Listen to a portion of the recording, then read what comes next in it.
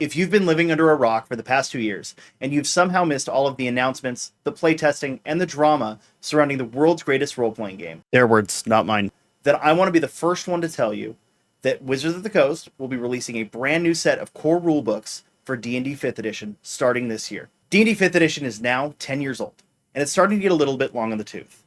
Back in 2014, when the core rulebooks first released, Frozen was still all the rage, the reconnaissance was just beginning, and Star Wars fans didn't hate each other quite as much. Liar! Okay, maybe I'm wrong about the last part, but the one thing that is true is back in 2014, Stranger Things and Critical Role hadn't been released yet. They weren't a thing.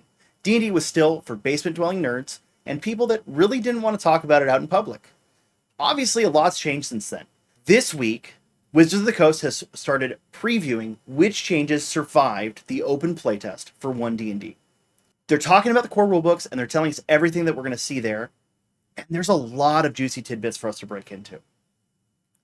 All of these are spread across hour-long videos and 20, 30-minute videos from various other content creators, and no one's really got time to sift through all that. Okay, well, I do, but that's because I wanted to make this video. So, here we are. This channel's called Rookies and Rulebooks. I think it's pretty fitting that I take some time and talk about these new rulebooks that are coming out. I'm going to do my best to channel my inner PowerPoint presenter and give you the important bits over the next few days, weeks, however long it takes for them to release all this information. I'm going to cover all of it so that you can go to one place and find it simple, succinct, without too much chaff and editorializing. There will be some editorializing, sure, but you know, what else am I going to do? Right. The other thing, subscribe to the channel. Like I said, there's a lot of information. I can't even cover the information from the first week in this one video. So, because of that, we're going to have multiple videos this week covering everything from last week and everything else from this week. We've got classes, we've got updated backgrounds, we've got different ways to create characters, we know some information about the Monster Manual and Dungeon Master's Guide, and all kinds of fun tidbits that I'm excited to share with you. And lastly, I don't want to forget about the rookies. I want to make sure that new players have an avenue to get into this game, know what to buy, and know where to begin. Because of that, once we have a little bit more information, I'm going to make a couple videos dedicated to rookie players to get you onboarded to this hobby and know where to begin, whether you should buy books now or wait till September when the new Players Handbook releases. So stay tuned. I'll get to that soon. This new set of books is going to include the Classic 3, the Dungeon Master's Guide, the Monster Manual, and the Player's Handbook. According to Chris Perkins and Jeremy Crawford, there should be a lot of connectivity between the three. They kind of feel like three parts of a greater whole. I will kind of remains to see if that's true. The 2014 books didn't have anything like this. They felt like they were done by random table, and it was your job as the Dungeon Master to kind of put those together into something that made sense. The new Player's Handbook releases in September of this year. It's 384 pages of new and updated rules for creating characters and playing the game. If you're a player and not a Dungeon Master, this is the only book you need. If you're a Dungeon Master, you're going to need the Monster Manual and the Dungeon Master's Guide, probably alongside the Player's Handbook. The new Player's Handbook is backwards compatible. What I told you was true from a certain point of view. It entirely replaces your 2014 Player's Handbook, but it can be used with pre-existing 5th edition adventures released between 2014 and now and further on. The issue comes with characters. Characters built using the 2014 version of the rules should be playable in the 2024 version of the game. However, 2024 characters won't be able to go back and play with Dungeon Masters using the 2014 rules. There's going to be new terms, new phrases, new rule systems that just aren't there in that version of the rules. But that's part of what makes these new books kind of promising. This book sounds like it's been entirely reformatted to help you play the game easier. There's a new rules glossary, think Mistra. Why one wasn't included in the old version of the rules is beyond me. But it's there now, so better late than never, I guess. Certain spots of the rules will have a brief version of a rule and then refer you to that rules glossary to build upon that rule system. So probably corner cases and weirder scenarios where rules might clash with other rules, or just full text of the rules that you don't really need to understand what's going on when you're reading the book. You have it there to go refer to. In addition to that rules glossary, this book should also expand on some missing rules from the original, like how to properly deal with illusions, how to smash or break an object, or rules for stealthily knocking someone out with sneak attack. Yes, the rules did allow you to do those things previously, but kind of how you had to do it was a little bit of GM fiat, a little bit of knowing the armor class and hit points of a ceramic pot, and I don't know, that sounds like a whole lot of work to me. As far as core rules go, we now have updated rules for inspiration, which will now be called heroic inspiration. Previously, if a player had inspiration, they could spend that to grant themselves advantage on any check. The issue is that players already had plenty of ways to get advantage. So, the update. We don't yet know if there's any different ways for characters to be granted inspiration, but they'll be able to use that inspiration on any roll. Not any check, any roll. That means ability checks, attack rolls, saving throws, damage rolls, healing, random tables. If your DM just tells you to roll a d20, according to Jeremy, you can re-roll that, which is great. I'm pretty excited for that. It sounds like a cool thing for wild magic sorcerers to be able to re-roll their wild magic surge. Other than that, I don't know if there's any weird corner cases where you could use that, where it might break the game. I doubt it, but hey, seems like an upgrade. A lot of tables are already using the rules for inspiration like this. Inspiration is a reroll. That's how it's done at all my tables. We don't need advantage. There's plenty of other systems to grant advantage in the game. In fact, most of my players for the Rookies and Rulebooks live play, which, I don't know, hit one of whichever corner that's in, they don't know that the rules are any different. I talked to one of them about this, and they said, isn't that what the rule is? That's how we play it. I said, yeah, it's how most people play it. Which is why the 2024 rulebooks are also going to update to some common house rules. We don't know the full extent of that, but I assume this inspiration is a good example. The other one that we know for sure is healing potions. Healing potions are now going to be able to be drank with a bonus action, which is a huge benefit to the action economy. It sounds like there's going to be a lot more options for bonus actions in this version of the game. I know as it stands, a lot of characters, especially at early level, don't have anything to do with their bonus action, and sometimes it kind of feels like they're missing something or they're missing out on something. I know my level 4 paladin, if they're not divine smiting, they feel like they're wasting part of their turn, especially if they miss their attack. Finally, as far as core rules go, the Player's Handbook is going to include some basic crafting rules for common potions and scrolls, with a more complex version of that in the Dungeon Master's Guide in the Magic Item chapter. Hopefully they don't expect characters to spend 10 to 25 weeks to make anything. Crafting rules already existed in the old books. They just weren't ever used because they were kind of unreasonable. But let's get to the fun part. Creating character. That's why you're all here. Player options. As far as rules go, in previous edition, your character was a mix of a fantasy race, like elf, dwarf, human, I guess that's a real race, but you know what I mean, and a class, fighter, wizard, warlock, cleric, etc. With 5th edition, character backgrounds became a bigger part of the equation. At least they were supposed to. It's kind of a missed opportunity there, but character backgrounds really only gave you a couple skills and some random useless items, and a background feature you never really thought of. Yeah, they're great for flavor. I love backgrounds. I love having a random penknife and a bag of sand for my scholar, but you know, most people forgot about them after they made their character, or at least after the first couple levels. This new edition is going to do a little bit more to make those backgrounds more important, but we're going to talk about that in a second. The first big change is class. Like I said, you're a combination of a race, a class, and a background. In most editions of the game, you pick your race or species first, and then you pick your class. In the 2024 version of the rules, you're going to pick your class first. From what we currently know, most of the classes have been entirely overhauled. It sounds like the fighter and the ranger got the biggest bulk of these changes, but every class seems to have new abilities, new ways of doing things, and just updated action economy across the board. Jeremy and Chris seem very enthusiastic about martial classes. The zeitgeist around martial classes on Reddit or Twitter, wherever you look, is that there's a martial caster divide. Martial characters don't have enough to do outside of combat, and inside combat, a wizard throwing a fireball is going to be way more effective than a fighter swinging their sword 3 times. It sounds like most of these big changes are going to come from weapon masteries, which are little extra abilities tacked onto weapons that you only gain access to if you have the weapon mastery feat. Fighter, ranger, rogue, barbarian, and paladin will all gain these as part of their class features. You can also gain weapon masteries through a general feature at level 4 and, you know, those other level benchmarks where you get an ability score increase normally. But they do sound pretty big. Some of these traits are going to include stuff like extra attacks with the dagger, damaging an opponent even when you miss, knocking them over, or giving them disadvantage on their future attacks. We also know that martial characters are going to have a lot more ways to interact with the game outside of combat with social and exploration encounters. We've already seen some of that with the fighter and barbarian, but we're going to talk about that in a later video because we've got a lot of stuff to cover before we break down these new classes. While we haven't seen all the changes yet, we do know that the Ranger, and especially the Beastmaster Ranger, have been entirely overhauled. They said this goes beyond what was done in Tasha's Cauldron of Everything, but if you like those changes, it does seem like they're still going to be inspired by those changes. So stay tuned and we'll see what those look like. I'm kind of excited. We should find out sometime this week. The other big change is that we now know that all classes are going to choose their subclass specialization at level 3.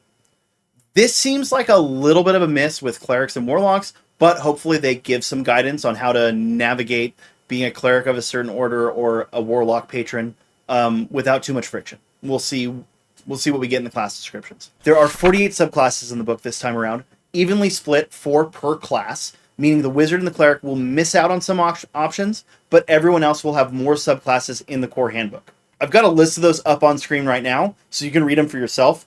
I don't really got time for that, and we'll talk about that in future videos.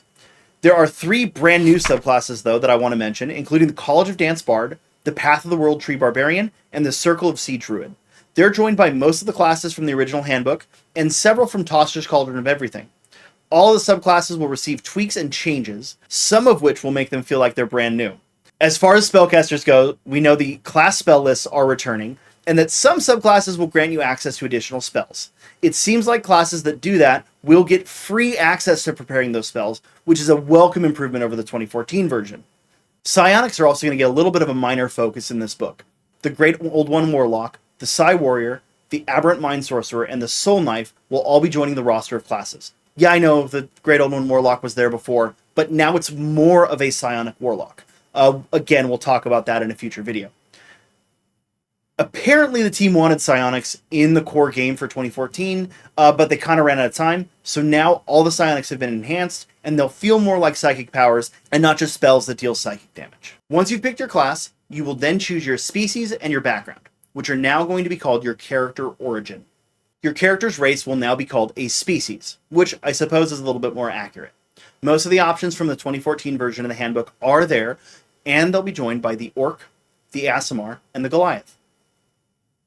Races will now grant traits and abilities, but no stat bonuses. Not even the Tasha's Cauldron of Everything version of stat bonuses. Most of the traits have been revamped and improved. For example, Orc's Adrenaline Rush will now recharge on a short rest instead of a long rest. The Aasimar used to have to choose a Celestial Revelation when they built their character. Now they choose an option whenever they activate the trait. There's no mention of half races in this book. So that means no half-orc or no half-elf. Don't worry, halflings are still there. But kind of the guidance seems to be you just make an elf or a human and you call it a half-elf, which, I don't know, kind of seems like it works just fine. Generally, it seems like all the species have been ramped up.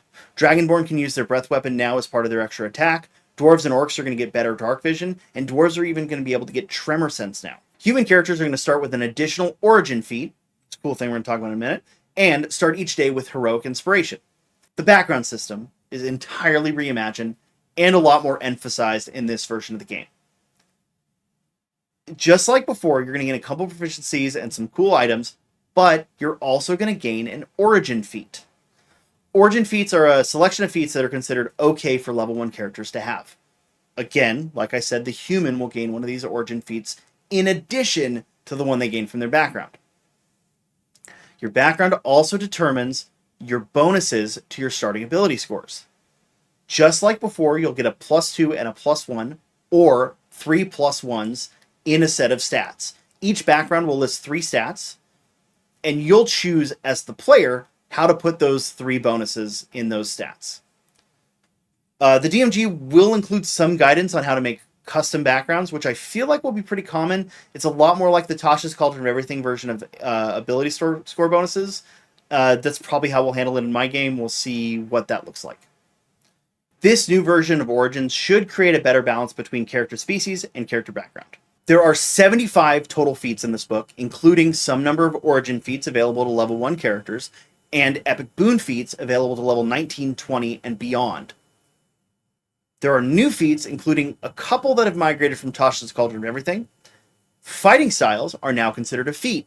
They'll still be granted to the fighter and some of the other martial classes as a default, but other characters will be able to gain those through the feat system. They also said there's more fighting styles, so I'm never going to complain about more options. That sounds good. You will still have to choose between an ability score increase and a feat at level 4 in each of your ability score increase increments. But the ability score increase is now considered a feat. So that tells me that feats are no longer an optional rule. Regardless of what your DM says, it sounds like you're going to have access to those. Of course, the DM could say we're not using feats in the game, but that kind of sounds like it goes counter to this version of the game. So one of the cool things they talked about in this video is that feats and a lot of the other character creation options are all meant to serve wish fulfillment for your version, your vision for your character. The book will include some quick start options. If you're a new player or you just don't want to make a whole bunch of decisions on your own, it will give you suggestions on where to put your ability score increases for each class, what spells to pick, stuff like that. That sounds like a great way to onboard new players or just some players that get a little overwhelmed. The book will also have rules for starting at higher levels. I know a lot of games start at level 3, especially now that you get your subclass at level 3. It seems like they're emphasizing that level 3 start a little bit more. But you're also going to have rules for starting at higher levels. They said all the way up to level 20 if you want. It does sound like they're going to have a better high-level gameplay in this version of D&D, which has been severely lacking in the previous version. All right, now that we're done with character creation, we're on the home stretch. There's just a few more random bits of information that I want to cover. For example, the creature appendix in the Player's Handbook is going to be a lot more fleshed out. It should have all of the mounts available in the equipment section, all options for familiar, and a big selection of wild shapes for the druid, including a selection for the moon druid, which can transform into higher level beasts if you need to. Monster stat blocks apparently in this edition are going to be a lot more fun to run, a lot easier to run. We don't yet know what that means. They said there's been some adjustment to make creatures on their existing challenge rating feel like the challenge rating they're supposed to, which is good. They're taking 12 years or 10 years of feedback, and they're rolling that into this book, which is what the goal is. From the art shown in the video, there's going to be a couple new weapons, including the pistol and the musket included in the Player's Handbook. Previously, they were in the game, they were included in the Dungeon Master's Guide, and there were a whole bunch of house rules for that kind of stuff, but it's cool to see them actually included in the Player's Handbook. One cool thing on this page, because we got to see the full page spread, they did have the artist names in the margins of the art, which is, I think, a pretty cool deal. A lot of game companies don't credit their artists, they don't credit their designers. At least Wizards of the Coast does a good job of doing that. We don't have a whole lot of information on the spell section yet for this book, but we know that a bunch of them are getting updated. There's going to be some new spells, and I think I heard a number somewhere that there's 400 spells. I don't know where I got that number from, so don't quote me on it, but they said this is one of the biggest sections in the book. The Tasha's Cauldron of Everything summoning spells are all getting ported over from that book and will replace the conjure spells, it sounds like. They said that those have been totally revamped, and they're going to have a whole bunch of options, all of which are included in the Creatures Appendix. Overall, the designers have done a really good job of emphasizing that the options in this book are meant to achieve wish fulfillment for the players in creating whatever character they want to build. It does sound like there's a whole hell of a lot more options than there was before, at least in the core rulebook.